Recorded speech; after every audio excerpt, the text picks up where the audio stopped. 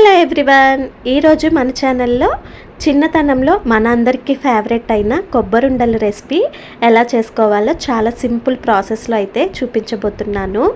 ఎవరైనా సరే ఈజీగా చేసేసుకోవచ్చండి. కొబ్బరి ప్లస్ బెల్లం ఈ కాంబినేషన్ అంటే చాలా బాగుంటుంది కదా. అలా విడిగా తినడం కంటే ఇలా కొబ్బరుండలు చేసుకొని తిన్నామంటే టేస్ట్ చాలా బాగుంటుంది.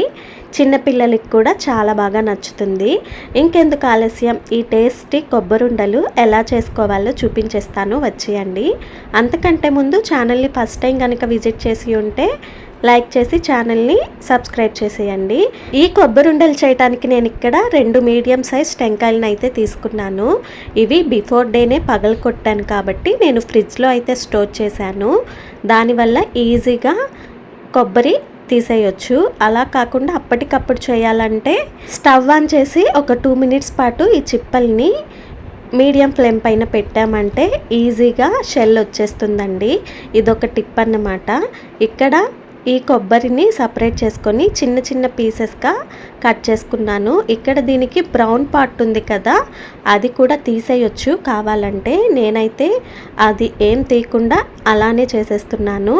ఈ పీసెస్ అన్నీ కూడా ఒక మిక్సర్ జార్లో వేసుకొని ఇక్కడ ఒక 3 ఇలాచీ అయితే వేసాను మిక్సర్ జార్లో. ఫ్లేవర్ కోసం ఇలాచీని యాడ్ చేశాను. ఒకవేళ నచ్చకపోతే స్కిప్ చేసుకోవచ్చు. ఇలా ఇలాచీని వేసి ఈ కొబ్బరిని ఇలా గ్రైండ్ చేసేసుకోవాలి. మనం ఈ కొబ్బరుండలు ఎందులో చేసుకోవాలనుకుంటున్నామో ఆ కడాయిలో ఈ కొబ్బరి తురుమును వేసేసుకోవాలి. నేనైతే కొలిచి వేసుకుంటున్నాను. ఇక్కడ 2 కప్పుల వరకు నాకు ఈ కొబ్బరి తురుము అయితే వచ్చింది. ఈ 2 కప్పుల కొబ్బరి తురుముకి ఒక 1 కప్ వరకు బెల్లాన్ని యాడ్ చేస్తున్నాను. బెల్లం వేసుకోవటం వల్ల కొబ్బరుండలు చాలా టేస్టీగా ఉంటాయి, అలాగే హెల్తీగా కూడా ఉంటాయండి.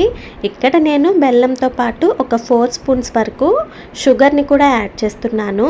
బెల్లం ఒక్కటే కాకుండా ఇలా కొంచెం చక్కెరని కూడా యాడ్ చేసుకున్నామంటే కొబ్బరుండలు టేస్ట్ చాలా బాగుంటాయండి.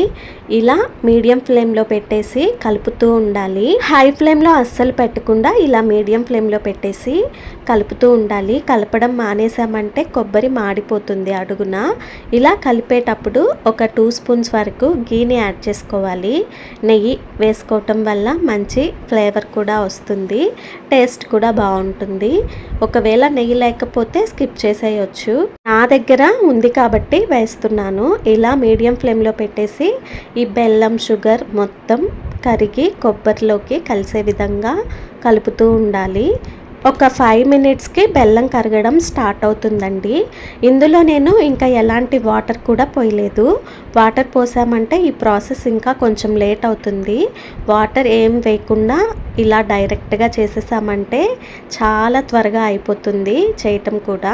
ఇంట్లో పూజలు అలాంటివి ఏమైనా చేసేటప్పుడు పచ్చి కొబ్బరి ఎక్కువగా ఉంటుంది కదా, అది పాడవకుండా ఇలా టేస్టీగా బెల్లంతో కొబ్బరుండలు చేసామంటే ఈవినింగ్ టైం కానీ పిల్లలకి స్నాక్స్ ఇవ్వటానికి చాలా బాగుంటుంది.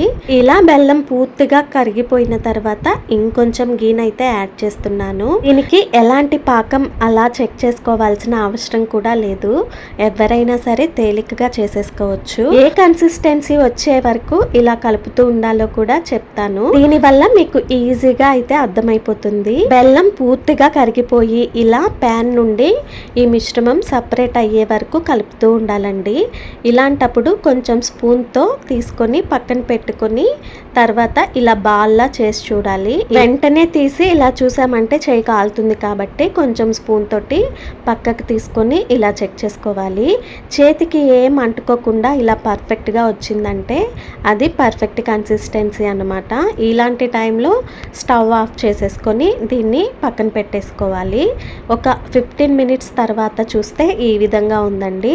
మరీ కూల్గా కాకుండా కొంచెం గోరువెచ్చగా ఉండేటప్పుడు ఈ కొబ్బరుండలని చేసేసుకోవాలి. ఫస్ట్ కొంచెం చేయికి నెయ్యి అయితే పూసుకున్నాను. దీనివల్ల ఉండలు చేసేటప్పుడు మన హ్యాండ్కి ఏం అంటుకోకుండా నీట్గా వస్తాయి షేప్. ఇదే విధంగా అన్నీ కూడా ఇలాగా కొబ్బరుండలు చేసేసి ఒక ప్లేట్లోకి అయితే తీసేసుకోవాలి. అన్నీ రెడీగా పెట్టుకున్నామంటే ఒక 30 మినిట్స్లో చేసేసుకోవచ్చండి. ఇంతేనండి. మనకి కావాల్సిన సైజులో కొంచెం కొంచెంగా తీసుకుంటూ ఇలాగా కొబ్బరుండలు చేసేసుకోవటమే. చాలా ఈజీ కదా, మీరు కూడా ట్రై చేసి ఎలా వచ్చాయో నాకు కామెంట్ చేయండి. Thanks for watching. నెక్స్ట్ ఇంకో మంచి వీడియోతో మళ్ళీ కలుద్దాం. అప్పటి వరకు బాయ్ బాయ్.